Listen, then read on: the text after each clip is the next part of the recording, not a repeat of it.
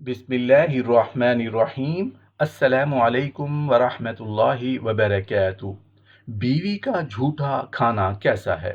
محترم ناظرین، عورت کے پاس یہ صلاحیت ہے کہ وقت اور حالات کے مطابق وہ والدین کا بیٹا بھی بن سکتی ہے اور اپنی اولاد کا باپ بھی۔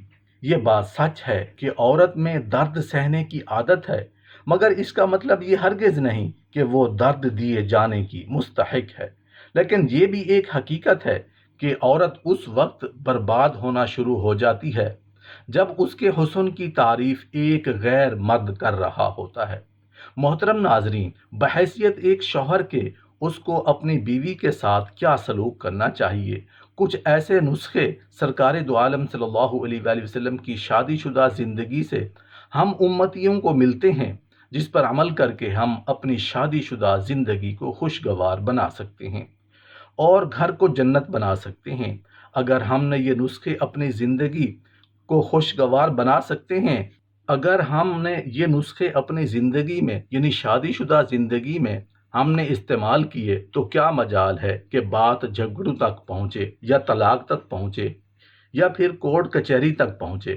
تو ان 20 نسخوں میں سے ہم خود سوچیں گے کہ ہم کتنے نسخے اپنی شادی شدہ زندگی میں استعمال کرتے ہیں۔ اگر ہم کرتے ہیں تو پورے نسخے استعمال کریں، اگر نہیں کرتے تو یہ نسخے استعمال کرنا شروع کریں۔ انشاءاللہ کوئی بیٹھک بٹھانے کی ضرورت نہیں پڑے گی، کسی تعویذ گنڈے کے لیے کسی بابا کے پاس جا کر اس کے ہاتھ پیر جوڑنے کی ضرورت نہیں پڑے گی۔ نمبر 1، اپنی بیوی کے چہرے کو دیکھ کر مسکرانا۔ رسول پاک صلی اللہ علیہ وآلہ وسلم نے فرمایا، تمہارا اپنے بھائی کے چہرے کو دیکھ کر مسکرانا صدقہ ہے، اور آپ کی بیوی آپ کی مسکراہٹ کی سب سے زیادہ حقدار ہے۔ سوچئے، آج ہماری مسکراہٹیں گھر والوں کے لیے ہیں یا باہر والے کے لیے؟ نمبر 2، بیوی کو محبت کے ساتھ کھانا کھلانا۔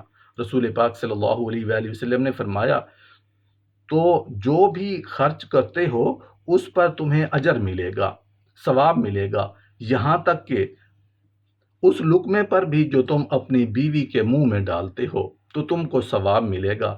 یعنی کبھی اپنے ہاتھوں سے بیوی کے منہ میں لقمہ ڈال دیا کرنا، اس سے محبتیں بڑھتی ہیں، گلے شکوے دور ہوتے ہیں۔ نمبر 3، پیار و محبت میں بیوی کا بچا ہوا پانی پی لینا۔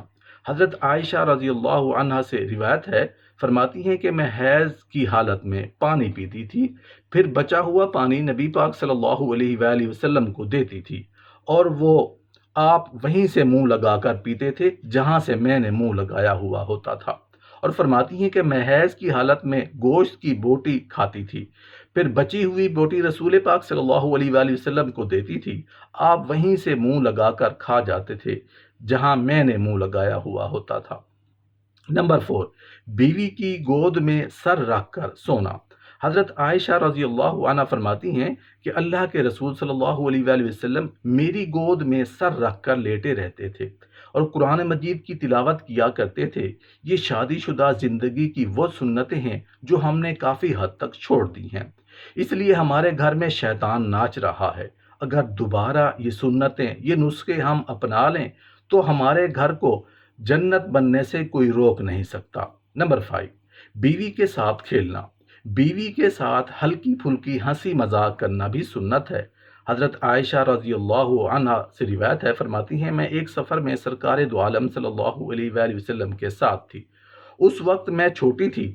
آپ صلی اللہ علیہ وآلہ وسلم نے اپنے صحابہ سے فرمایا، تم لوگ آگے نکل جاؤ۔ جب وہ لوگ آگے نکل گئے تو آپ نے بڑے پیار سے اپنی بیوی سے فرمایا کہ آؤ عائشہ، ہم دونوں دوڑ کا مقابلہ کرتے ہیں۔ پھر ہم نے دوڑ کا مقابلہ کیا۔ اس حدیث سے ہمیں یہ پتہ چلتا ہے کہ بیوی کے ساتھ کھیلنا، اس کے ساتھ ہنسی مذاق کرنا بھی سنت ہے، سنت کا ثواب ملے گا۔ نمبر 6، گھر کے کاموں میں بیوی کی مدد کرنا، تعاون کرنا۔ حضرت عائشہ رضی اللہ عنہ سے پوچھا گیا کہ رسول پاک صلی اللہ علیہ وآلہ وسلم گھر میں کیسے تھے اور کیا کرتے تھے؟ آپ نے فرمایا، آپ انسانوں میں سب سے اچھے انسان تھے۔ آپ اپنے کپڑے خود صاف کر لیا کرتے تھے، بکری کا دودھ خود دوہ لیتے تھے، آپ اپنا ہر کام خود ہی کر لیا کرتے تھے۔ نمبر 7، بیوی کی خاطر اپنے منہ کو صاف رکھنا۔ حضرت عائشہ رضی اللہ عنہ فرماتی ہیں کہ اللہ کے رسول صلی اللہ علیہ وآلہ وسلم جب بھی گھر میں داخل ہوتے تو سب سے پہلے مسواک کر لیا کرتے تھے۔ کیا ہم نے کبھی اس بات کا خیال رکھا ہے کہ ہم کو تو ایسا لگتا ہے کہ یہ سارے کام بیوی ہی کرے، اس کے منہ سے بدبو نہ آئے، بھلے ہمارے منہ سے بدبو آ رہی ہو۔ نمبر 8، بیوی کے لیے خوشبو لگانا، بیوی کے لیے خود سجنا اور سنورنا۔ حضرت ابن عباس رضی اللہ عنہ فرماتے ہیں کہ مجھے یہ چیز محبوب ہے، یعنی مجھے اچھی لگتی ہے کہ میں بھی اپنی بیوی کے لیے زیب و زینت کروں جس طرح وہ میرے لیے سجتی سنورتی ہے۔ یعنی صرف بیوی ہی شوہر کے لیے سجے سنورے یہ صرف ضروری نہیں ہے، کبھی ہم بھی بیوی کے لیے سجیں اور سنوریں تاکہ اس کو بھی خوشی ملے۔ نمبر 9، بیوی کو پیار سے پیارے نام کے ساتھ پکارنا، یعنی نام کے آخر حصے کو حذف کرنا یا پھر ان ناموں سے کنیت پکارنا یا جو اسے پسند ہو۔ آپ صلی اللہ علیہ وآلہ وسلم حضرت عائشہ رضی اللہ عنہ کو عائش کہہ کر بھی پکارتے تھے۔ پیار اور محبت سے آپ کبھی کبھی یوں کہتے تھے، عائش جبرائیل تمہیں سلام کہہ رہے ہیں۔ آپ صلی اللہ علیہ وآلہ وسلم حضرت عائشہ رضی اللہ عنہ کو اے حمیرہ کہہ کر بھی پکارتے تھے۔ حمیرہ سے مراد گوری چٹی عورت ہوتی ہے۔ اما جان حضرت عائشہ رضی اللہ عنہ نے ایک دن عرض کیا کہ اے اللہ کے رسول، مجھے چھوڑ کر آپ کی تمام بیویوں کی کنیت ہے، میری نہیں ہے۔ چنانچہ آپ صلی اللہ علیہ وآلہ وسلم نے اما عائشہ کی کنیت ام عبداللہ مقرر فرمائی۔ نمبر 10، اپنی بیویوں کو کمیوں سے، عیبوں سے، اس کی برائیوں سے چشم پوشی کرنا، یعنی ان کی کمیوں کو اگنور کرنا، یہ بھی سنت ہے۔ سرکار دو عالم صلی اللہ علیہ وآلہ وسلم نے فرمایا کہ کوئی مومن مرد اپنے ایمان والی بیوی سے نفرت نہ رکھے، اگر اس کی کوئی صفت اسے ناپسند ہوگی تو ضرور اس میں کوئی اچھی صفت بھی ہوگی۔ کون سا بشر ایسا ہے جو شر سے پاک ہے، جس کے اندر کمیاں نہیں ہیں، عیب نہیں ہیں، برائیاں نہیں ہیں؟ لیکن بیوی کو لوگ دوربین لگا کے دیکھتے ہیں، اس کی کمیاں دیکھتے ہیں، اس کی عیب دیکھتے ہیں، تو گھر میں جھگڑے نہیں ہوں گے تو کیا ہوگا؟ نمبر 11، بیوی اگر رو رہی ہو تو اسے دلاسا دینا اور اپنے ہاتھوں سے آنسو پوچھنا بھی سنت ہے۔ حضرت انس رضی اللہ عنہ فرماتے ہیں کہ میں ایک سفر میں اللہ کے رسول صلی اللہ علیہ وآلہ وسلم کے ساتھ تھا۔ حضرت صفیہ رضی اللہ عنہ تھیں، اس دن ان کی باری تھی اور وہ سفر میں پیچھے رہ گئیں۔ اللہ کے رسول صلی اللہ علیہ وآلہ وسلم ان کے پاس آئے تو وہ رو رہی تھیں۔ وجہ پوچھی تو کہنے لگی، مجھے بالکل دھیمے چلنے والے اونٹ پر سوار کر دیا ہے، مجھے اچھا نہیں لگ رہا، اس لیے وہ رو رہی تھیں۔ تو آپ صلی اللہ علیہ وآلہ وسلم نے اپنے دست مبارک سے اپنی بیوی کے آنسو پوچھے اور انہیں چپ کرانے لگے۔ پتہ چلا کہ بیوی اگر رو رہی ہو تو اس کی آنکھوں پوچھنا، اسے دلاسا دینا، یہ بھی سنت ہے۔ نمبر 12، بیوی اگر سوال و جواب کرے تو اسے برداشت کر لینا۔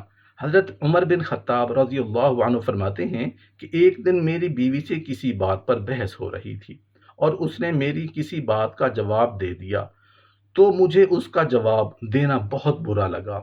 اس پر وہ بولی کہ میرا جواب دینا آپ کو کیوں برا لگ رہا ہے؟ اللہ کی قسم، نبی صلی اللہ علیہ وآلہ وسلم کی بیویاں آپ کی باتوں کا جواب دے دیتی تھیں اور آپ صلی اللہ علیہ وآلہ وسلم برا نہیں مانتے تھے۔ تو حضرت عمر رضی اللہ تعالی عنہ خاموش ہو گئے۔ نمبر 13، بیوی کے پکائے ہوئے کھانے میں عیب اور کمی نہیں نکالنا، یہ بھی سنت ہے۔ حضرت ابو ہریرہ رضی اللہ عنہ فرماتے ہیں کہ نبی پاک صلی اللہ علیہ وآلہ وسلم کبھی بھی کھانے میں عیب اور کمی نہیں نکالتے تھے۔ آپ کو پسند آتا تو کھا لیتے تھے ورنہ چھوڑ دیتے تھے، اور یہ پیاری سنت تو تقریباً ہم سے چھوٹ گئی ہے۔ نمک کم، مرچ زیادہ، اس پر ہمارے دسترخوان میدان جنگ بن جاتے ہیں۔ اللہ ہم سب کو معاف فرمائے۔ نمبر 14، بیوی کی خدمات کی قدر کرنا، ان کا شکریہ ادا کرنا، ان کو تھینک یو بولنا۔ آپ صلی اللہ علیہ وآلہ وسلم نے فرمایا کہ جس نے لوگوں کا شکریہ ادا نہیں کیا گویا اس نے اللہ کا بھی شکر ادا نہیں کیا۔ نمبر 15، بیوی کے گھر والوں کا اور بیوی کی سہیلیوں کا اکرام اور عزت کرنا بھی سنت ہے۔ حضرت عائشہ رضی اللہ عنہ فرماتی ہیں کہ اللہ کے رسول صلی اللہ علیہ وآلہ وسلم جب بھی بکری ذبح کرتے، خدیجہ رضی اللہ عنہ کی سہیلیوں کا پتہ کر کے ان کو وہ گوشت تحفے میں بھیجا کرتے تھے۔ پتہ چلا کہ بیوی کے گھر والوں کا اور اس کی سہیلیوں کا خیال رکھنا، ان کا اکرام کرنا، یہ بھی سنت ہے۔ نمبر 16، بیوی کے ساتھ پیار کا، محبت کا، اس کے ساتھ نبھانے کا اعلان کرنا بھی سنت ہے۔ حضرت عائشہ رضی اللہ عنہ ایک مرتبہ زرع کا واقعہ بیان کرنے لگیں، یعنی ایک جوڑا تھا جس کا شوہر اس کے ساتھ بے حد محبت کرتا تھا، بہت اچھا سلوک کرتا تھا، لیکن اب ان میں طلاق ہو گئی تھی۔ حضرت عائشہ رضی اللہ عنہ اس کا تذکرہ حضور پاک صلی اللہ علیہ وآلہ وسلم سے فرما رہی تھی۔ اس موقع پر نبی پاک صلی اللہ علیہ وآلہ وسلم نے حضرت عائشہ رضی اللہ عنہ سے فرمایا کہ عائشہ، میں بھی تمہارے لیے ویسا ہی ہوں جیسے ابو زرع زرع کے لیے تھا، لیکن میں تمہیں طلاق نہیں دے سکتا۔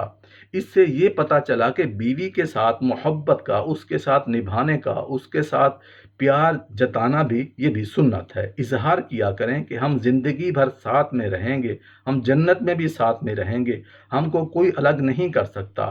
اس طرح کی باتیں بیوی سے کرنا، یہ بھی سنت ہے۔ نمبر 17، جب بیوی بیمار ہو جائے تو اس کا خاص خیال رکھنا، تیمارداری کرنا، اس کا علاج کرنا، یہ بھی سنت ہے۔ حضرت عائشہ رضی اللہ عنہ فرماتی ہیں کہ جب بھی میں بیمار ہوتی تھی تو آپ صلی اللہ علیہ وآلہ وسلم اس پر خاص شفیق اور مہربان ہوتے تھے، اور آگے فرماتی ہیں کہ نبی کریم صلی اللہ علیہ وآلہ وسلم کے گھر والوں میں جب بھی کوئی بیمار ہوتا تو آپ اس پر معوذات پڑھ کر دم فرماتے تھے، یعنی قل هو اللہ احد، قل اعوذ برب الفلق اور قل اعوذ برب الناس پڑھ کر دم کیا کرتے تھے۔ نمبر 18، اللہ کی اطاعت کے کاموں میں بیوی کی مدد کرنا۔ آپ صلی اللہ علیہ وآلہ وسلم نے فرمایا کہ اللہ رحم فرمائے اس مرد پر جو رات میں قیام کرے اور اپنی بیوی کو بھی اٹھائے، اور اگر وہ انکار کرے تو اس کے چہرے پر پانی چھڑک دے۔ یعنی اگر آپ عبادت کر رہے ہو تو اللہ کی عبادت کر رہے ہو تو اپنی بیوی کو بھی اس میں شامل کرو۔ نمبر 19، اپنی بیوی پر مکمل بھروسہ کرنا، اس پر اعتماد کرنا، اسے بے وفا نہیں سمجھنا۔ اللہ کے رسول صلی اللہ علیہ وآلہ وسلم نے اس بات سے منع فرمایا ہے کہ کوئی اچانک گھر پر دھاوا بول دے۔ آپ صلی اللہ علیہ وآلہ وسلم کا ہمیشہ یہ معمول ہوتا کہ آپ سفر سے جب بھی آتے تو آپ پہلے اطلاع کر دیتے تھے کہ میں آنے والا ہوں۔ آپ صلی اللہ علیہ وآلہ وسلم نے اس بات کو سختی سے منع فرمایا کہ آپ اچانک گھر پر دھاوا بول دو تاکہ بیوی کی غلطیاں ڈھونڈ سکو یا اسے بے وفا سمجھ سکو۔ ایسا آپ ہرگز نہیں کرتے تھے اور آپ نے اس سے منع فرمایا ہے۔ نمبر 20، آپ جب بھی کہیں جاتے تو بیوی کا بوسہ ضرور لیتے تھے۔ حضرت عائشہ رضی اللہ عنہ فرماتی ہیں کہ آپ جب بھی رخصت ہوتے تو اپنی اہلیہ کا بوسہ ضرور لیتے۔